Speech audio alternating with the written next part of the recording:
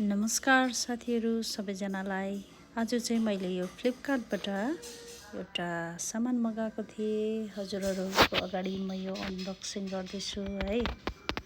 हेर्नुहोस्, यसमा चाहिँ मैले सुज मगाएको छु, जो चाहिँ मैले फ्लिपकार्टमा भर्खरै अर्डर गरेको थिएँ। मेरो एउटा अकेजनको लागि मैले सुज खोजेको थिएँ। धेरै घन्टौँ मैले खोज्दाखेरि फाइनली मैले यो सुज चुज गरेको छु र कस्तो आयो भनेर चाहिँ एकदमै एक्साइटेड है।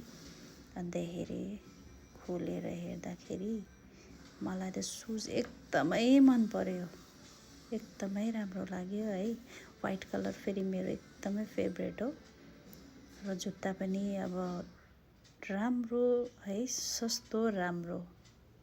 दाम पनि त्यस्तो बेसी छैन, मैले 550 पे गरेको थिएँ है। तर जुत्ता पनि चाहिँ राम्रो आएछ।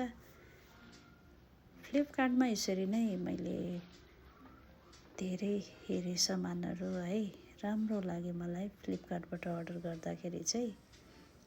अन्त वाउ, हेर्नुहोस् न कति राम्रो। अन्त मैले ट्राई गरेँ, मेरो साइज एकदम पर्फेक्ट भइरहेको थियो है। एकदमै साइज पनि मिलेर, ठुलो त भएन, पर्फेक्ट साइज देखियो। मैले हेरेँ पनि है, हेर्नुहोस् त कति राम्रो है। Thank you Flipkart.